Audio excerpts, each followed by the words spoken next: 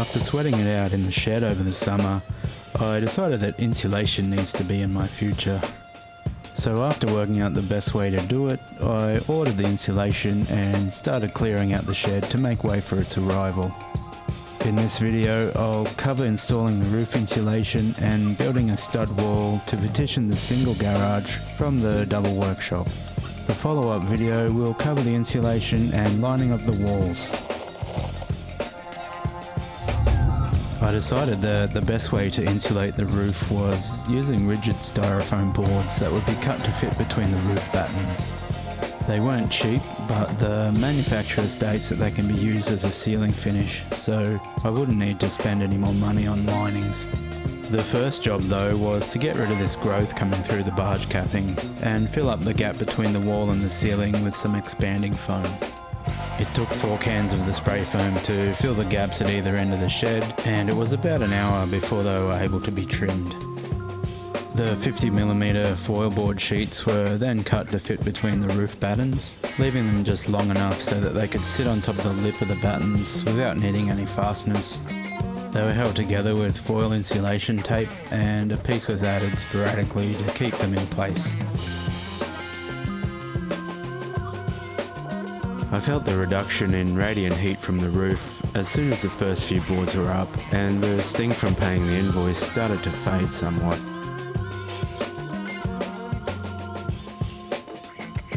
It's important when you're cutting the boards to fit between the battens that you're as accurate as possible. Obviously if they're cut too short, they won't stay up in the ceiling, and if they're too long you'll have to cut a little bit more off the board, which can be tricky. Also, if they're too long and you try to force them in place, it will quickly damage the surface of the board, which may not be an issue for you, but I'm planning to use the foil as a finish.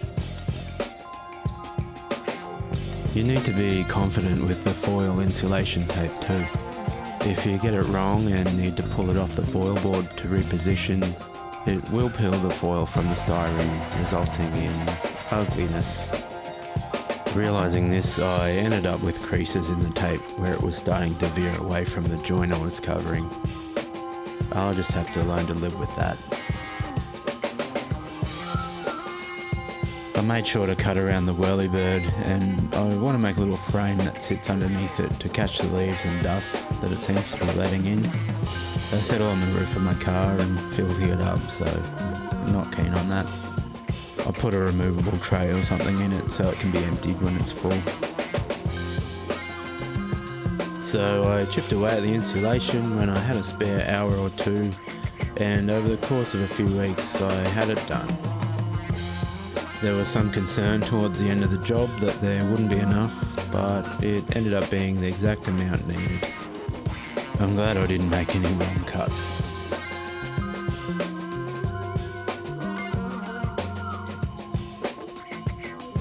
And it all turned out pretty good, apart from the few scuff marks from the factory and some wild insulation tape work.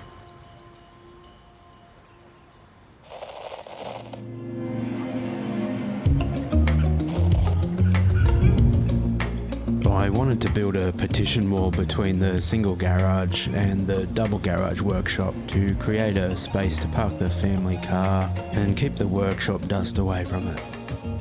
The single bay could also double as a spray painting booth on occasion. So I got to work clearing away anything that wasn't necessary to build the wall, but before I started on that, I wanted to clean up this aluminium window so I could put it in the centre of the wall frame. We had it sitting around from when we replaced the windows in the house, so I decided to put it in the new wall to let in some light and allow some airflow when required. It had seen better days, so I thought I'd freshen it up with a coat of satin black paint to match the existing window in the shed.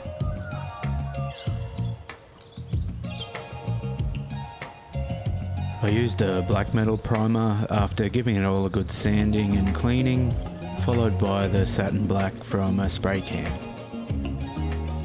Surprisingly, it came out looking alright, so I set it aside and started on the wall frame.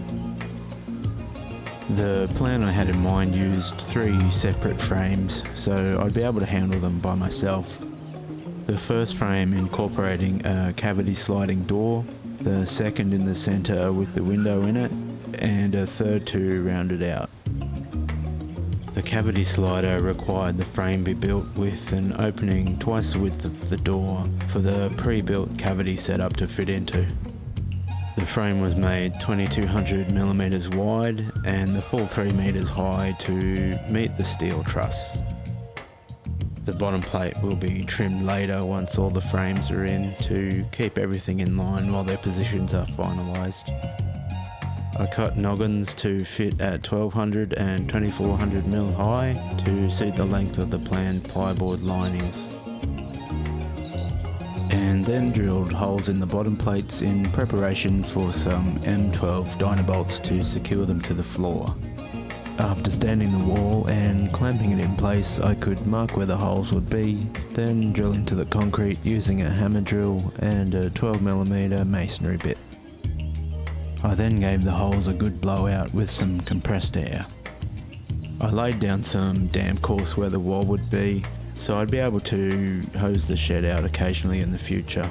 The damp course barrier combined with the rubber skirting will hopefully keep the walls dry enough to stop the timber from rotting.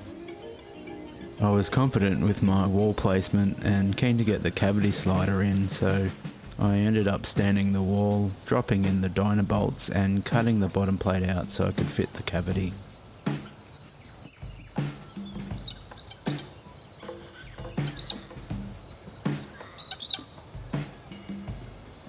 And after a little bit of assembly, I stood the cavity frame in the wall, levelled it up, made sure it was flush with the wall studs, and put in a few nails. The following day, I realised I needed to take the door cavity part way out again to be able to drill into the concrete and secure it to the floor. Luckily that wasn't a huge deal and I was able to move on to the second wall frame. I decided to do the frame closest to the back wall next so I could make it the same length as the first frame, which would make it easier to locate the window in the middle frame in the centre of the wall. It was pretty simple with the top and bottom plates cut to 2200mm. Then it was a case of marking where I wanted the inner vertical studs, cutting them, nailing them in, and standing the frame. Keen to get the final frame done, I just clamped the frame in place for now. Then I measured the length of the last frame and got cutting.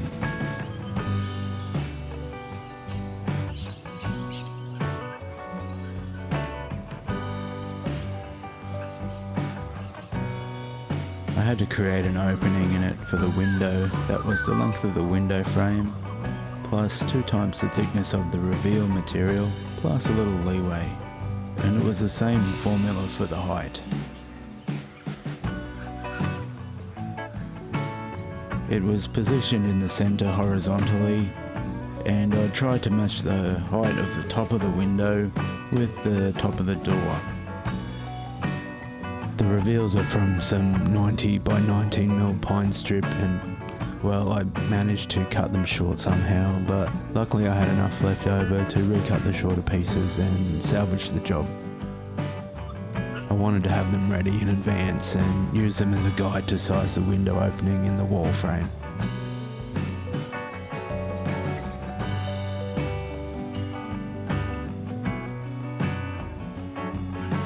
The vertical studs were spaced at 600mm centres to line up with the ply linings.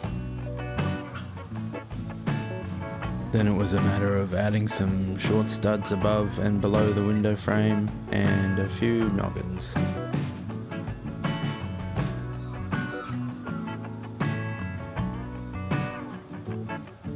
It took some finessing to fit the frame, but it did fit in there nice and snug. But before I could leave them there permanently, I needed to drill some holes for dynabolts into the concrete. I lined up all the frames with the aid of a leftover length of stud and first drilled through the bottom plates and marked the positions of the holes in the concrete. Then it was necessary to move the two frames out of the way to drill into the concrete.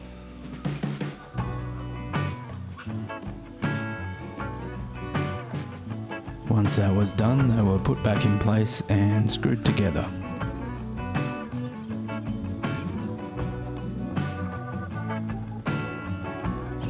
Installing the window came next, starting with levelling the sill. The side reveal was then pinned at the bottom to create a spot for the aluminium window frame to sit, with the aid of these handy shims. Normally this reveal would sit on top of the sill, but I cut the horizontals too short, and this will have to do. I used the window itself as a square to shim the top of the reveal and held it there while I nailed it in place. Probably not the smartest idea I've had, but it worked.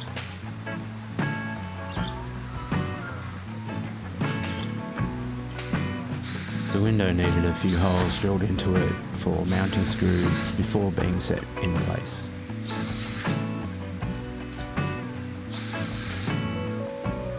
And I wanted to get some nails in the other vertical reveal before screwing the window frame in, which resulted in some more dodgy window balancing. But with the use of some more shims, it fit the window nicely and I could screw it in place.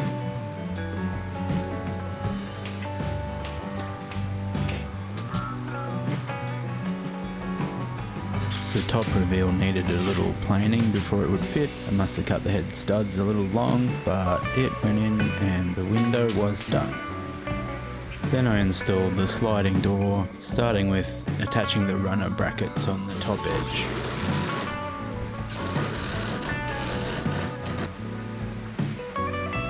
The runners slip right in the top track, and the door can be attached to them using the clips on the brackets to keep them in place. There's a bit of manoeuvring to do, but it's pretty simple to get the door on, and the height and level is adjusted with a screw on each runner. These plastic guides are to keep the door centered.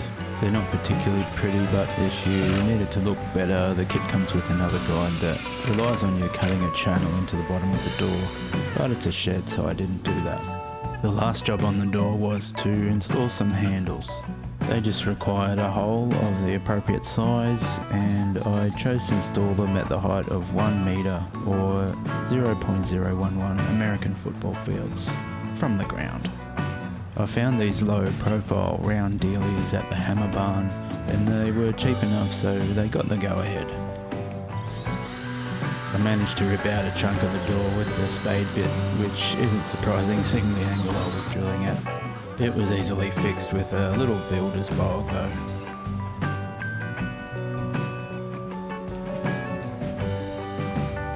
I used a hole saw to drill the larger holes for the front and back handles, and then cleaned it all up with some 120 grit sandpaper.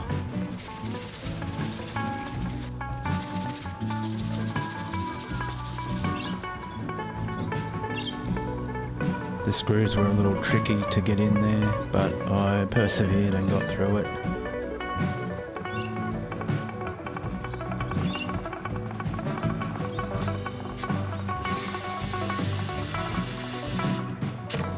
And there we have it.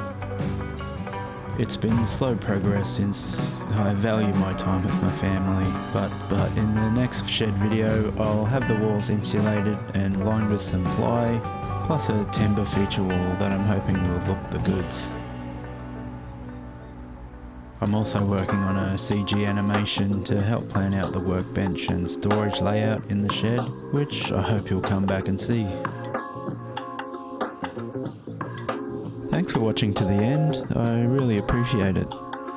If you liked the cut of my jib and reckon I deserve a beer for my troubles, check out my PayPal link in the description to make a one-off donation.